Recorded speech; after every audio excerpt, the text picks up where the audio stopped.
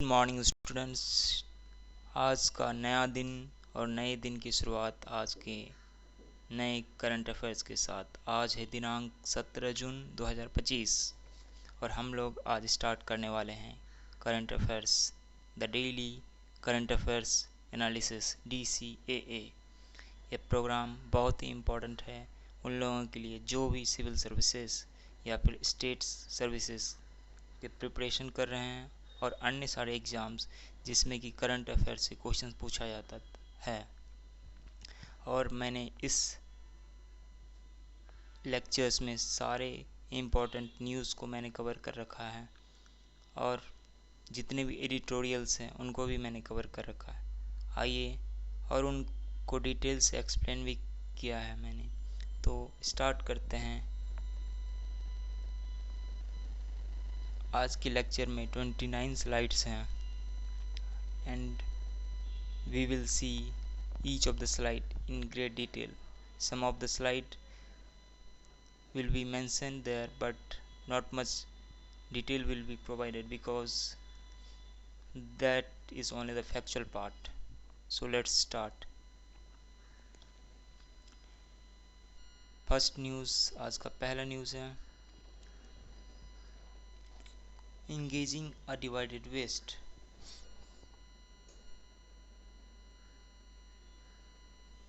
C. Rajamohan has written this article.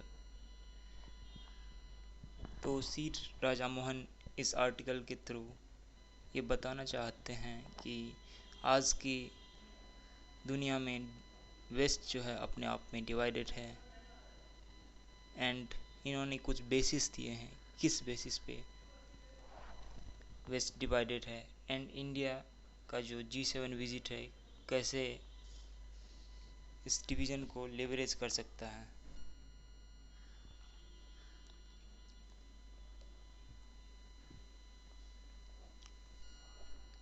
This is the crux of the article. और मैंने यहाँ पे G7 के बारे में डिटेल से समझाया है, तो आइए डिटेल से थोड़ा सा समझते हैं G7 है क्या।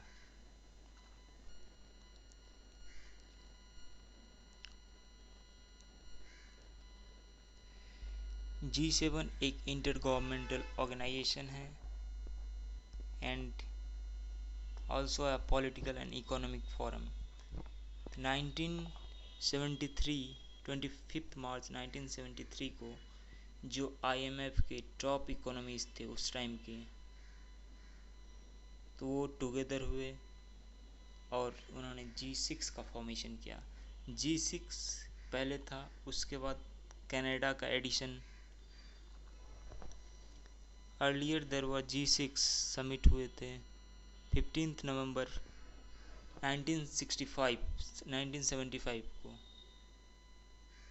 Then Canada has joined the G7 summit in 15th November. Canada has joined the summit in 1976 and G6 summit एक ही बार हुआ है। वो डेट है 15 नवंबर 1975। कहाँ पे हुए हैं ये समिट? रेम बॉलेट एक जगह है फ्रांस में जो पेरिस से कुछ ही किलोमीटर की दूरी पे है। वहाँ पे पहला और आखिरी G6 समिट हुआ था एंड उसके बाद से जितने भी समिट हुए या तो G7 समिट हुए हैं या फिर G8 समिट। तो G6 में कौन कौन से मेंबर थे? कनाडा को छोड़ के सारे मेंबर थे। अभी जितने भी सारे मेंबर हैं कनाडा को छोड़ के कौन कौन? France, Japan, UK, US, Italy, Germany. These were the member of G6 and in 1976 Canada had joined. उसके बाद 1997 में रसिया को इनकॉर्पोरेट करा गया G7 में and it has become G8 and G8 2014 तक चला। उसके बाद जब रशिया ने क्रीमिया को कब्जा लिया तो उसके बाद G7 मेंबर्स ने ये डिसाइड किया कि रसिया को सस्पेंड किया जाना चाहिए एंड रसिया को सस्पेंड कर दिया गया एंड 2017 में रसिया इन 2017 रसिया ने परमानेंटली लीव कर दिया G7 को। एंड हम ये प्रैक्टिस देख रहे हैं कि इंडिया को कभी और इमर्जिंग इकोनॉमी को बुलाया जा रहा है G7 समिट में। तो ये प्रैक्टिस कब स्टार्ट हुआ? इन 2005 UK government initiated the practice of inviting emerging economies like Brazil, China, India, Mexico, south Africa etcetera. This form the G8+5। Presidency का रोटेशन किस बेसिस पे होता है? सबसे पहला प्रेसिडेंसी फ्रांस के पास था, उसके बाद US, UK, Germany, Japan, Italy, Canada. And 2025 में कनाडा में हो रहा है, तो उसके बाद कहाँ पे होगा? 26 में फ्रांस में, देन 2027 में यूएस में, 2028 यूके, फिर 29 जर्मनी, फिर 2030 जापान, एंड 2024 में कहाँ पे हुआ था? इटली में, 2023 में जापान में, 2022 में जर्मनी में। एंड सम कुछ के थीम्स देख लेते हैं। जैसे 2022 जर्मनी में ये समिट हुए थे, तो उसमें एक इन्वेस्टिंग इन बेटर फ्यूचर करके थीम लिया गया था। जापान में जब ये सेम समिट हुई, तो उसमें free and open international order based on the rule of the law.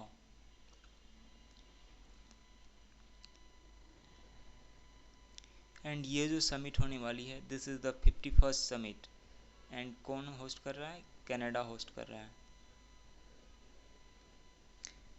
इसमें एक और कॉन्सेप्ट दिया गया था, D10 डेमोक्रेसी 10 का कॉन्सेप्ट दिया गया था, and T12 concept techno democracy. बात चल रही है कि G7 को एक्सपेंड किया जाना चाहिए। तो इस एक्सपेंशन को सपोर्ट करने के लिए दो प्रपोजल आए हैं, एक तो D10 प्रपोजल है, एक T12 प्रपोजल है। तो क्वेश्चंस आ सकता है T12 और D10 किससे संबंधित है? G7, G20 एंड अनदर कुछ भी दे देंगे, अफ्रीकन यूनियन एट्सेट्रा। तो आपको क्या टिक करके आना है? G7। अगेन आगे समझते हैं। और इन्होंने जो रिफ्ट बताया, कौन कौन से क्षेत्र में रिफ्ट हैं? Invest among western countries, like the concept of multipolarities. France has taken a stand on the multipolarities even before the India and China.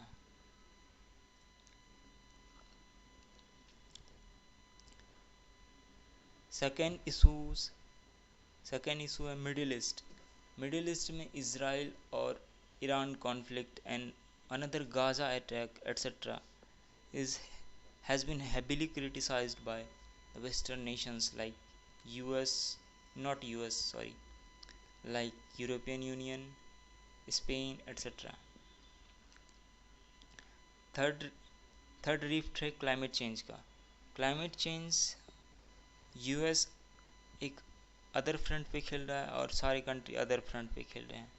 US कभी क्लाइमेट गोल से लेफ्ट आउट करने की बात करते हैं, बाकी other members are committed to achieve the climate goal. Next rift है, चौथा रिफ्ट है यूएसए का tariff war against the western nation and other nations. ये टेरिफ वॉर जो है, ये वेस्टर्न नेशन को डिवाइड कर चुका है। यूएसए और कनाडा रिफ्ट 5वां नंबर का है। तो यूएसए के president Donald J Trump in few month ago used to call Canada is the 55th state.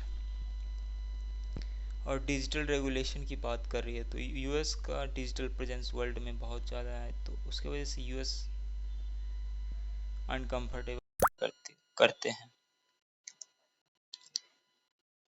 और G7 members also the part of the NATO, and US का कहना है कि डिफेंस बजट एक्सपेंडिचर इंक्रीज करे और भी member to 5% of GDP. And जो G7 के अदर मेंबर है they are reluctant to spend more. Another issue जो कि इंडिया से रिलेटेड है, Khalistani protest and Kashmir. India और कनाडा और यूएसए के बीच में खालिस्तानी प्रोटेस्ट का इशू है, यूके में भी प्रोटेस्ट का इशू है. And India as and west as a whole Kashmir के इशू पे बार बार स्टेटमेंट देते हैं, कमेंट करते हैं, जिसकी वजह से इंडिया और वेस्टर्न नेशन के बीच में एक रिफ्ट बनते जा रहा है. इंडिया के पास this is an opportunity to minimize the rift. This is all about this article. Let's move to another article. The long fight.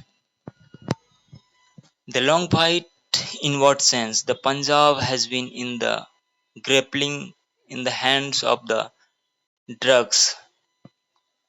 Youth are becoming hopeless.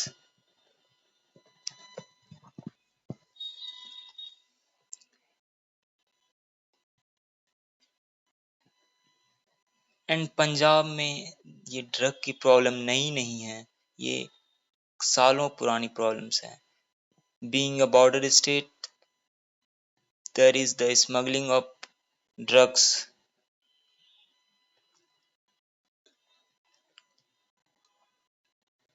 इसके वजह से यूथ वहाँ पे जो अनएम्प्लॉयड यूथ हैं वो इस ड्रग के एडिक्शन में फंस जाते हैं, जिसकी वजह से कि पूरी की पूरी इकोनॉमी तो बर्बाद हो ही रही है एंड सोसाइटी का भी एक कल्चरल डिग्रेडेशन हो रहा है. रीजंस क्या है होपलेसनेस का, क्योंकि एम्प्लॉयमेंट क्यों बढ़ रहा है? Because the Punjab has not been able to expand its economy beyond agriculture. So now it is a high time to expand the economy of the Punjab so that youth will employed and engaged in some constructive works rather than destructive works. Let's see another article. Season of mixed tiding. This article has been written by Aditi Nayyar.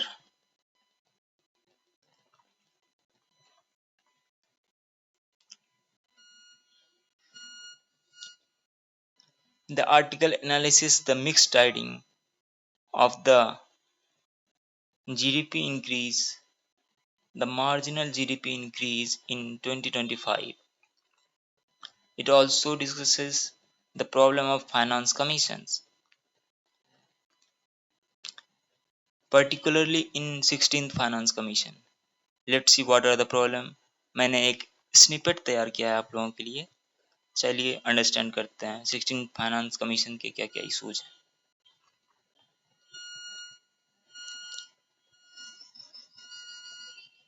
See, 15th Finance Commission has been constituted on 31st December 2023. Arvind Pangaria is the chairman and another members, full-time members are Annie George Mathew, Manoj Panda, T Ravishankar and Deputy Governor of RBI को part-time member बनाया गया. Let's understand the issues in the 16th Finance Commission. तो पहला issue आता है vertical devolution. The centre state tax sharing. With in vertical devolution first issue is state sharing की बात होती है. अभी तक जो 15th फाइनेंस कमीशन के बेस पे टैक्स शेयरिंग की बात है वो 41% टैक्स जो है स्टेट को शेयर किया जाता है. स्टेट्स का डिमांड है कि ये 50% होना चाहिए, क्योंकि स्टेट्स के भी कंपल्सन है, स्टेट के भी एक्सपेंडिचर हैं, वो स्टेट अपने लोकल डिमांड्स को मीट अप नहीं कर पाते हैं. विद इन सेकेंड देखते हैं श्रिंकिंग डिविजिबल पूल। सेस और सरचार्ज सेंट्रल गवर्नमेंट के द्वारा बढ़ाया जा रहा है, एंड ये जो सेस और सरचार्ज बढ़ाया जा रहा है, this is not the part of divisible pool. जिससे क्या होता है कि सेस सरचार्ज का सारा पैसा सेंटर के पास जाता है, एंड उसमें से एक पैसा भी स्टेट को ट्रांसफर नहीं किया जाता। स्टेट्स का कहना है कि आप जो है सेस और सरचार्ज को भी डिविजिबल पूल में लाइए, और जो भी सेस और सरचार्ज से पैसा मिल रहा है वो आप स्टेट को भी ट्रांसफर करें।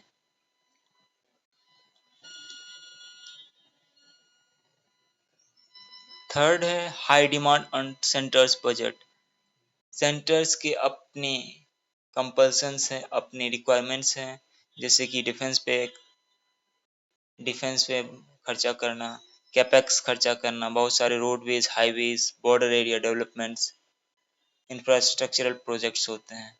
तो इस वजह से भी वर्टिकल डिवोल्यूशन में कमी होती है। Next issue is horizontal devolution. Horizontal devolution में क्या इशू आ रही है कि balancing and equity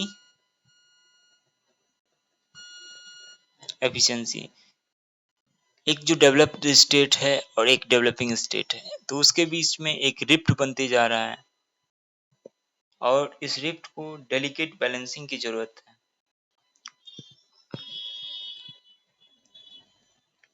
second is regional disparity.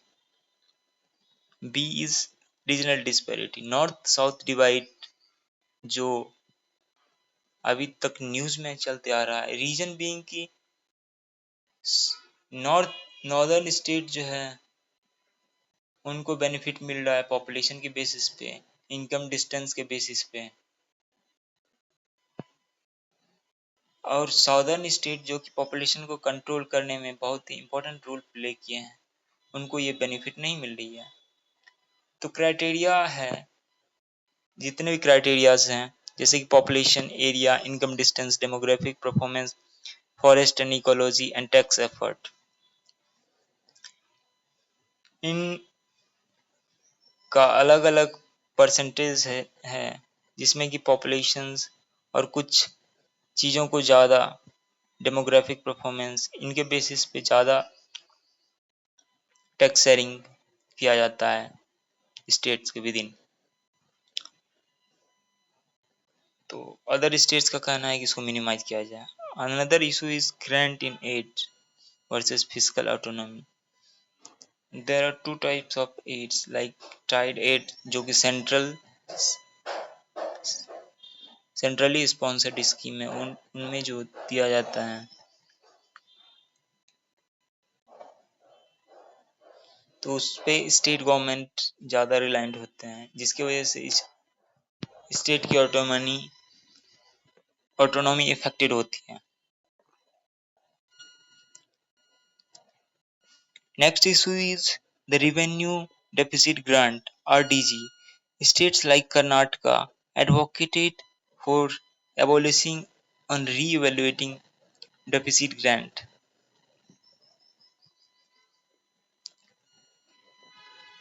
Next issue is fiscal health and discipline. Fiscal and health and discipline जो बहुत ही इफेक्ट हो रहा है, किसके वजह से? तो डेप्ट के वजह से। किसका डेप्ट? स्टेट का डेप्ट, यूनियन का डेप्ट। द रीजन बीइंग इज कि एक प्रिवी कल्चर है, प्रिवी कल्चर में वोटिंग बिहेवियर को चेंज करने के लिए state government, even central governments are using the tactics of freebies, जिसकी वजह से गवर्नमेंट के फिजिकल एक्सपेंडिचर चेंज होते हैं, घटते हैं, बढ़ते हैं, इस तरह से। इन complete sense it has affected the fiscal health of the country, of budgeting, borrowing, another issue।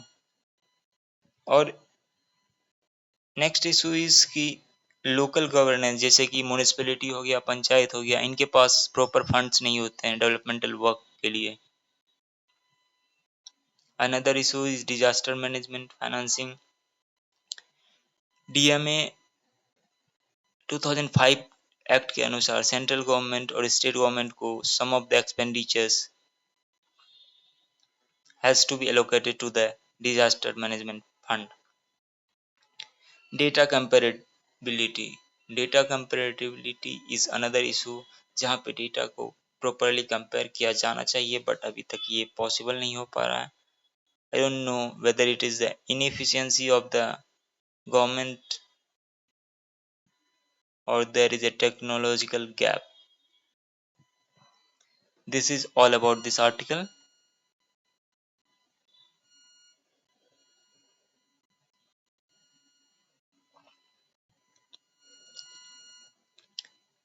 Israel Iran conflict बढ़ते जा रहा है जिससे कि ऑयल प्राइसेस बढ़ रहे हैं। यहाँ आज दो आर्टिकल्स दिए हुए थे, एक तो ये और Iran Israel war could push freight insurance cost को भी बढ़ा सकते हैं और रेड सी में जो ट्रेड चल रहा है उसको भी डिस्टर्ब कर सकते हैं। एक्सपोर्ट गिर सकता है, इंपोर्ट गिर सकता है, ऑयल प्राइसेस चेंज हो सकते हैं, ओपेक अपना प्राइस मॉडिफिकेशन कर सकते हैं।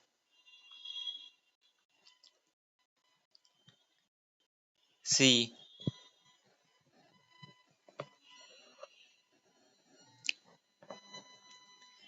estimate of the oil prices potentially surging above 100 rupees per barrel. Oil prices can go beyond the 100 rupees per barrel, जिससे क्या होगा, इंपोर्ट बिल बढ़ जाएगा।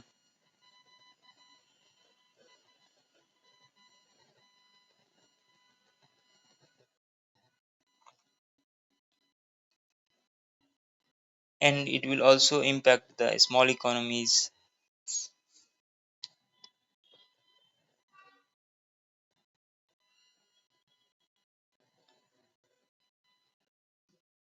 तो time has come to settle the disputes so that जो छोटे countries हैं या फिर जो इकोनॉमी ऑयल पे डिपेंडेंट हैं उन पे ये इम्पैक्ट ना हो, कम हो या फिर ना हो। This is all about this article. Let's move to another article. Our Home Minister Amit Shah has said that India is becoming a global leader in disaster management.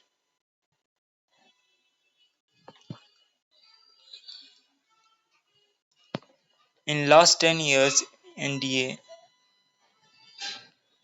in last 10 years, NDMA, NDRF, and Coalition for Disaster (CDRI) have strongly positioned India to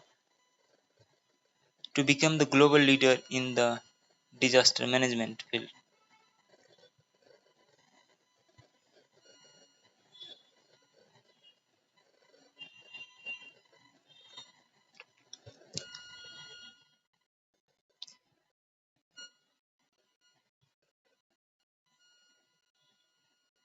The main aim of the disaster management is to target zero casualties.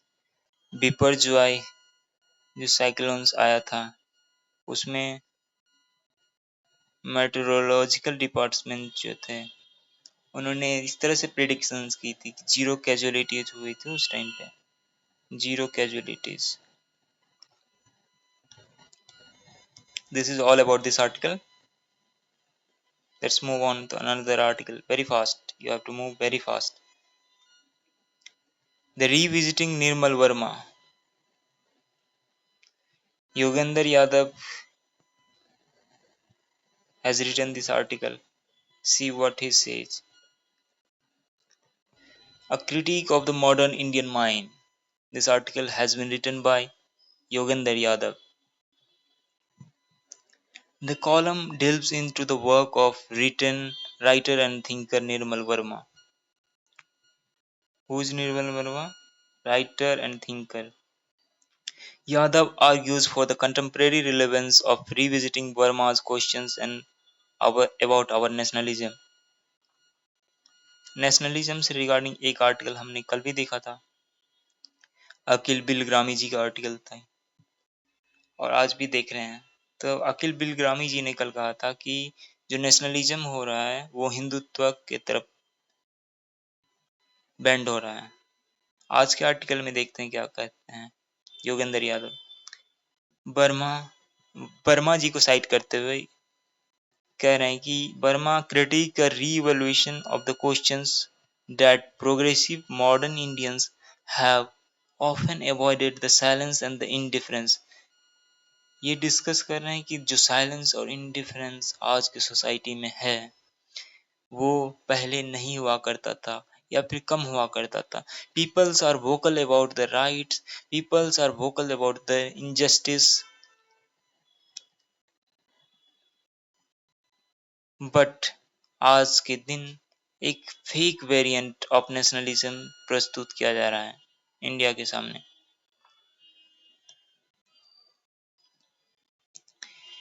Burma has opposes Burma has sought his opposition against the emergency and OBC reservation. His ambivalence on the Babri Masjid demolition Pokhran test, which led to the intellectual isolation from the left and right wing. He also criticized the Indian civilization, which earlier adopted or accommodated Hinduism,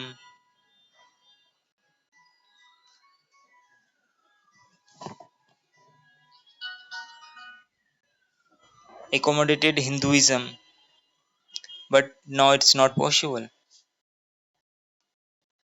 It is possible, but there is problems. The social elements are rising.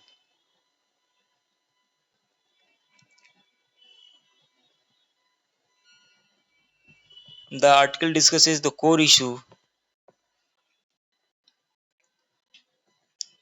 Again, this article which it also has a cultural implications. Moving to the next article, the classroom. This is all about the green building as a part of curriculum. This article focuses on climate change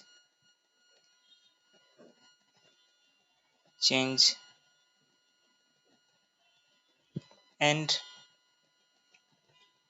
its implication और इसको कैसे tackle किया जाए।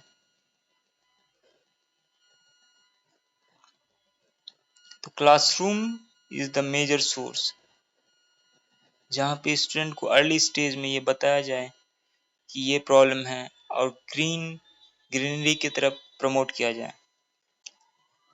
This is all about this article. Let's move to another article. Justice Verma जो Delhi high court के जज थे उनके घर में जो कैश बरामद किया गया है तो उसके रिगार्डिंग क्वेश्चनिंग जो इंक्वायरी बैठी थी सुप्रीम कोर्ट के द्वारा उनका एक ट्रांसपेरेंट रिपोर्ट नहीं दिया गया। तो सुप्रीम कोर्ट के इसी डिसीजन को सिब्बल जी क्वेश्चंस कर रहे हैं। This article this is all about transparency parency good governance accountability की बात हो रही है।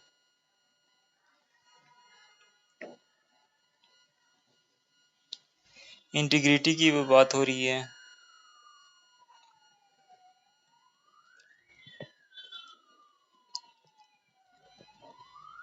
So this is all about this article. Let's move to another article. You can use this in GS4 ethics.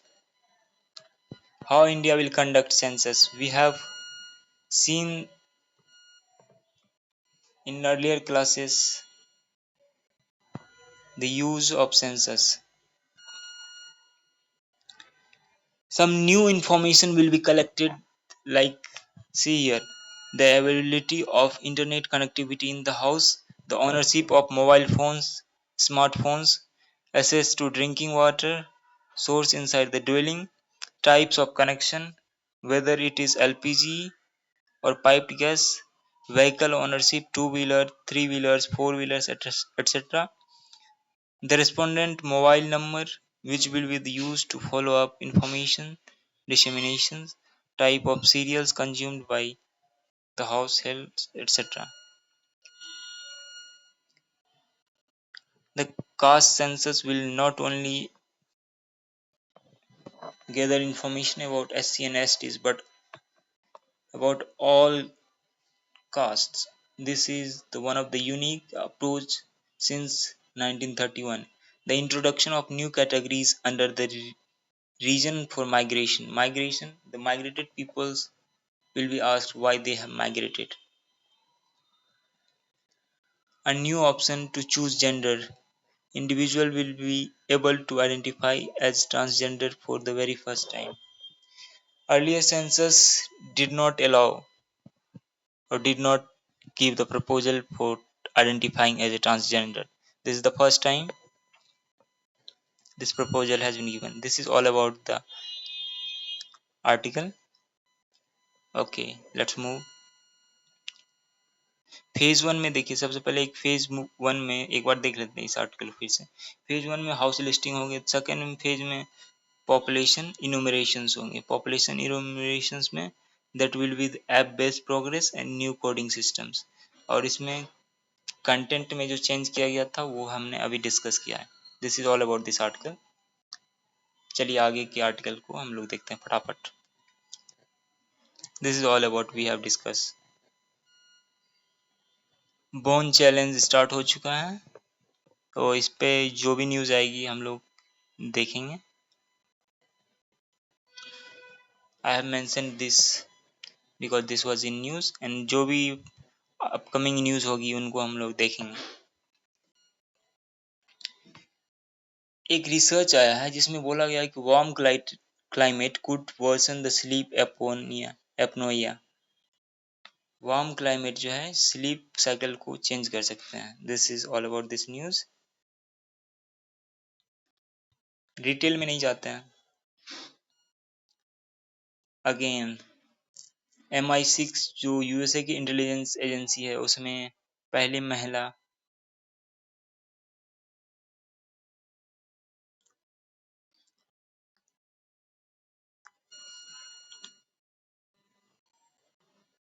को MI6 का head बना दिया गया है। उत्तराखंड हेलीकॉप्टर क्रैश जो हमने पिछली क्लास में पढ़ा था, तो उससे पहले भी बहुत सारे इंसिडेंट हुए थे जो कि एक 2022 में इंसिडेंट हुए थे, तो उससे कोई सबक लिया नहीं गया है। And DGCA should take the immediate steps जो नॉन इलीगल ऑपरेशंस कर रहे हैं in sectors of like aviation sectors, तो उस पर एक कड़ी निगरानी की जरूरत है। This is all about this news. Bhupender Yadav को बिग कैट अलायंस का प्रेसिडेंट बनाया गया है, बनाया नहीं गया, इंडोर्स किया गया है। यूनियन मिनिस्टर है। Our on India Canada table group against transnational crimes। Nijjar killing वगैरह की बात की जा रही है इंडिया कनाडा रिलेशंस में। और साइप्रस PM से डिस्कस किया गया है जो तुर्की का इशू है। और India has given firm support to the Cyprus unified Cyprus. G7 leaders में इशू चल रहा था, उसी केस में अभी ट्रम्प बोल रहे हैं कि रशिया को हटाना एक मिस्टेक था। This is all about this news. In Mexico एक ऐसा कंट्री है जहाँ पे कि जज को इलेक्शंस के द्वारा चूज किया जाता है। तो इलेक्शंस हुए थे वहाँ पे क्लॉडिया शिनबॉम जो मैक्सिको की प्रेसिडेंट है,